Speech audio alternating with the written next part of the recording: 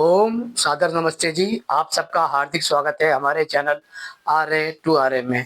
आइए हम अपनी वैदिक कक्षा का फिर से आरंभ करते हैं और आज का हमारा विषय रहेगा पौराणिक ब्राह्मण समाज, जिस पर 6 प्रकार के कलंक लगे हुए हैं। जब हम कलंक शब्द का उपयोग कर रहे हैं तो आपको समझ लेना चाहिए कि यह ऐसे घोर कलंक है जिन्हें कोई मनुष्य धो नहीं सकता। यदि वह चाहे तो भी नहीं धुल सकते, और यदि आर्य समाज चाहे तो भी वह उनके इन 6 कलंकों को नहीं धो सकता। अब आप कहेंगे कि ऐसा क्यों? क्योंकि पिछले 3000 वर्षों में जो भारतीय समाज के अंदर, मूलतः हिंदू समाज के अंदर, ये जो 6 प्रकार के कलंक पौराणिक ब्राह्मण समाज ने घोले हैं, वह विष से भी जहरीले हैं। यानी कि वह कोयले से भी काले कलंक है जिनको वह नहीं धो सकते। यदि आप इस कलंक को धोने का कार्य करते हैं तो भारत की पूरी व्यवस्था है बिगड़ जाएगी, क्योंकि भारत के ऊपर जो दोष लगे हैं वह केवल इसी 6 कलंक के कारण लगे हैं। संसार में इतना कलंकित कोई समाज नहीं हुआ है जितना कि पुराणिक ब्राह्मण समाज हुआ है। यदि ईश्वर की व्यवस्था देखी जाए तो उसने ईश्वर को कलंकित कर दिया, धर्म को कलंकित कर दिया, वेद को कलंकित कर दिया, गुरुकुलों को कलंकित कर दिया, महर्षि मनु को कलंकित कर दिया, यहाँ तक कि उसने मानवता को भी कलंकित किया है। इसलिए इस 6 प्रकार के कलंकों को यदि वह धोना भी चाहे तो नहीं धो सकते। आइए समझने का प्रयास करते हैं क्यों और कैसे। पहला कलंक पहला कलंक है उनका अनीश्वरवाद, यानी कि ईश्वर को छोड़कर सभी को पूजनीय बताना। जैसे कि पूरे पूरे पौराणिक ब्राह्मण समाज ने पूरे भारतीय समाज को, मुख्य विशेषकर हिंदू समाज को ये बताया है कि भगवान, भगवती, देवी, देवता, पेड़ पौधे, कुत्ता, बिल्ली, गधा, घोड़ा, गाय, इंसान, यानी कि सबके सब पूजा के योग्य है। किंतु जो संसार बनाने वाला ईश्वर है वह उन सब के स्थान पर इन सब को खड़ा कर देता है, जिससे पूरे हिंदू समाज के अंदर मुख्यतः ईश्वर का दोष आता है। यानी कि वह ईश्वर से अब इस प्रकार घृणा करता है। यदि आप किसी भी हिंदू समाज के व्यक्ति को ईश्वर के सिद्धांत समझाएंगे और ये बताने की कोशिश करेंगे कि ईश्वर तो वह है जिसने इस संसार को बनाया है, उसको बनाने वाला कोई नहीं है, ना ही उसकी कोई मूर्ति है, ना ही उसका कोई रंग है, रूप है, ना आकार है, तो वह आपसे घृणा करेगा। क्योंकि उनके दिमाग में जो जहर भरा गया है पिछले 3000 साल में, वह पौराणिक ब्राह्मण समाज के द्वारा भरा गया है। इसलिए पहला कलंक उनके ऊपर आता है अनीश्वरवाद का। ये अनीश्वरवाद का इतना घोर कलंक है, यदि वह अनीश्वरवाद का विरोध भी करे कोई तो भी वह उसे ईश्वर की निंदा समझते हैं। दूसरा आता है जन्मना वर्ण भेद, यानी कि उन्होंने वर्ण भेद को कलंकित किया है। संसार में ईश्वर ने एक व्यवस्था दी मनुष्य को कर्म करने के लिए। उसे कहा उन्होंने वर्ण व्यवस्था, कि जो मनुष्य जैसा जैसा कर्म करेगा उसकी वैसी वैसी योग्यता होती जाएगी। इसका अर्थ होता है कि मनुष्य अपने गुण कर्म स्वभाव से अपनी योग्यता को निर्धारित कर सकता है। उसी ईश्वर ने वह व्यवस्था दी। लेकिन पौराणिक ब्राह्मण समाज ने पिछले 3000 सालों में भारतीय समाज के अंदर जन्मना वर्ण व्यवस्था को स्थापित किया, जिसके कारण पूरी वर्ण व्यवस्था को कलंकित किया गया। आज भारतीय समाज वर्ण का नाम सुनते ही उसे गाली देता है उसका कारण क्या है?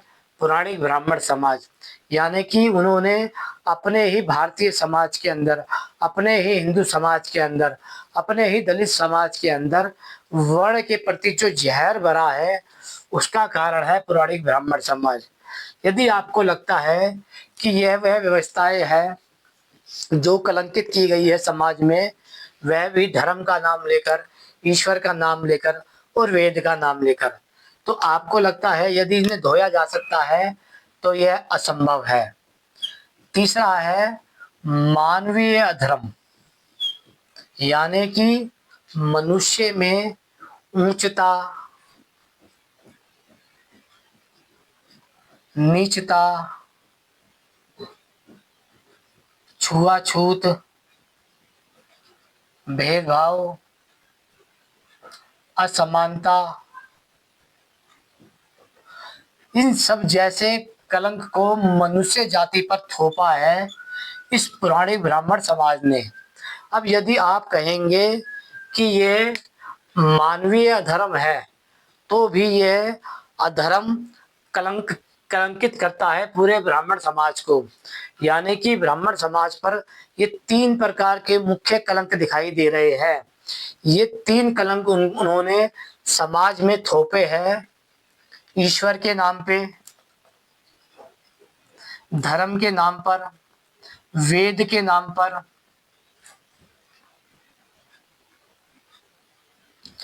ईश्वर के नाम पे, धर्म के नाम पे और वेद के नाम पे। यानी कि उन्होंने अनीश्वरवाद समाज में थोपा है ईश्वर वेद के नाम पे, जन्मना वर्ण वेद उन्होंने थोपा है वेद के नाम पे, और मानवीय अधर्म भी थोपा है वेद के नाम पे।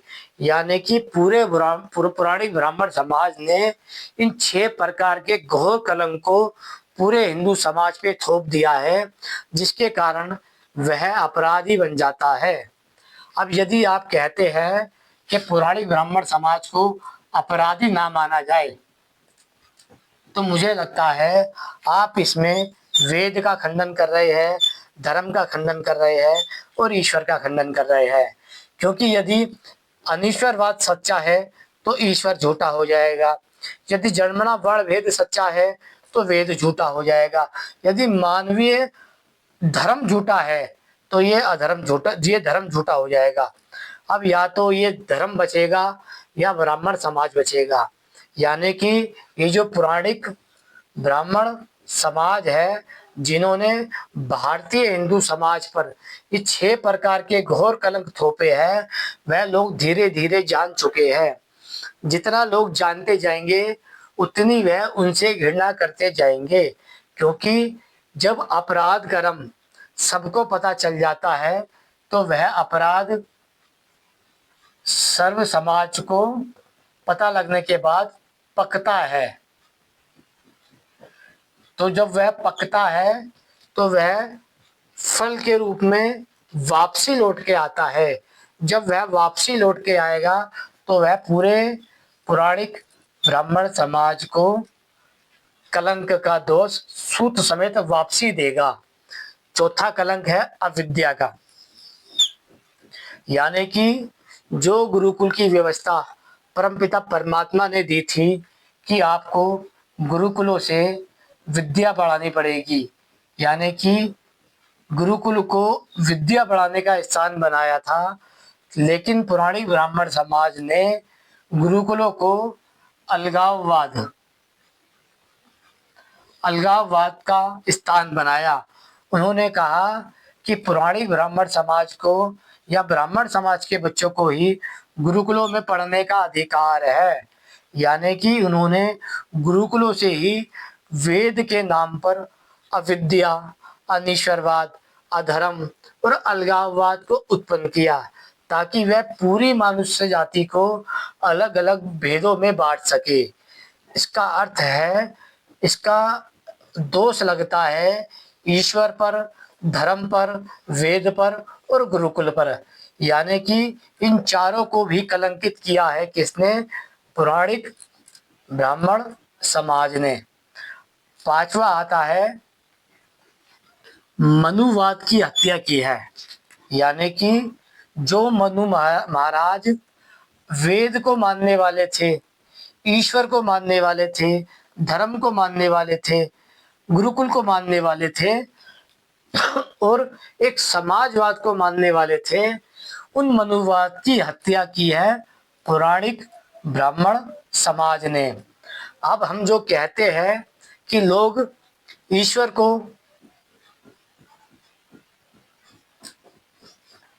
को गाली देते हैं, धर्म को गाली देते हैं, वेद को गाली देते हैं, गुरुकुल को गाली देते हैं और महर्षि मनु को गाली देते हैं, इस सब के पीछे जो कार्य कर रहे हैं वह है पौराणिक ब्राह्मण समाज।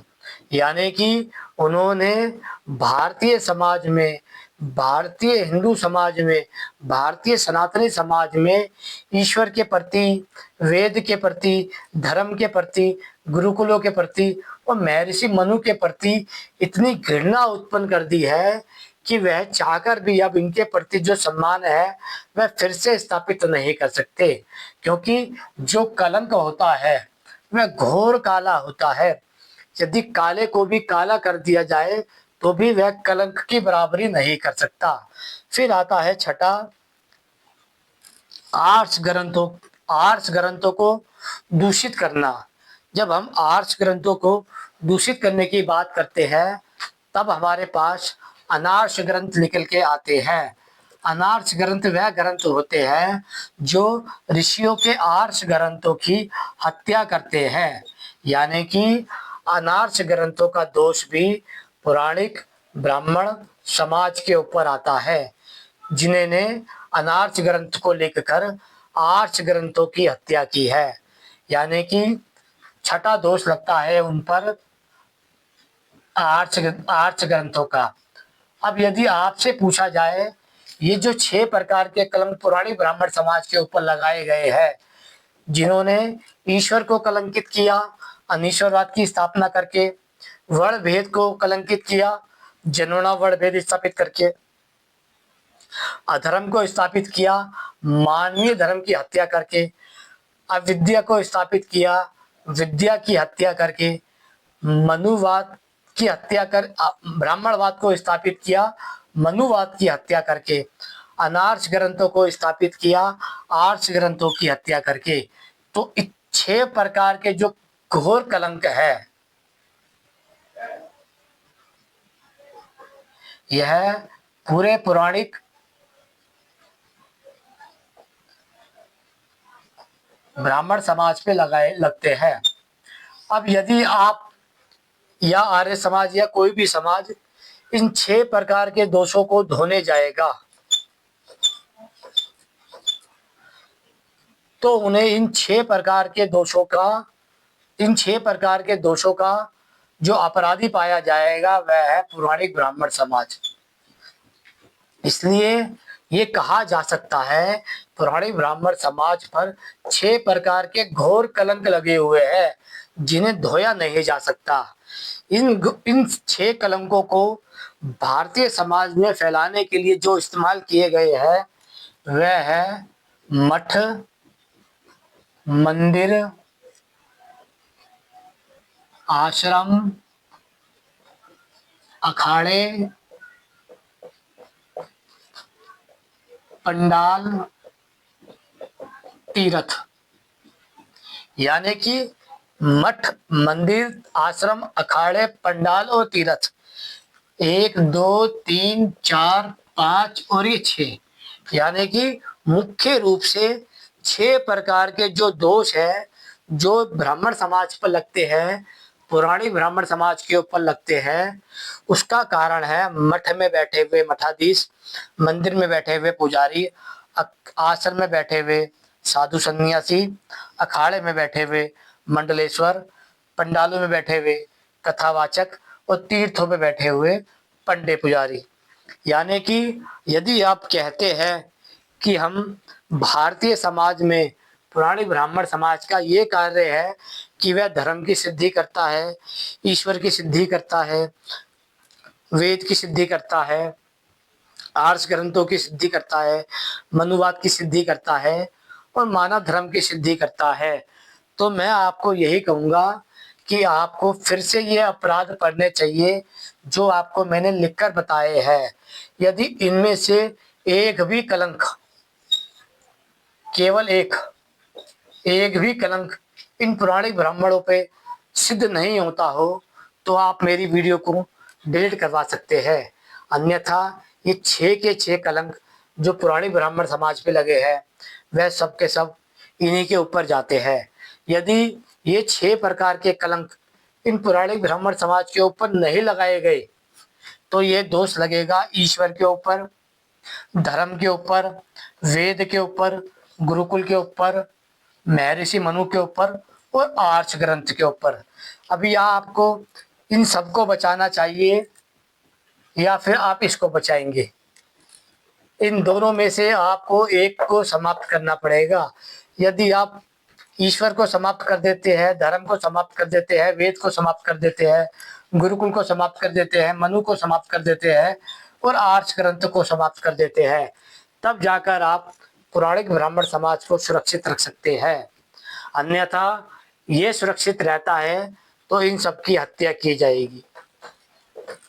आशा करता हूँ ये विषय आपको समझ आ गया होगा। समझ आ गया है तो लाइक करिएगा, लाइक ना भी करो तो कोई दिक्कत नहीं, आगे अवश्य शेयर कीजिएगा। ओम नमस्ते।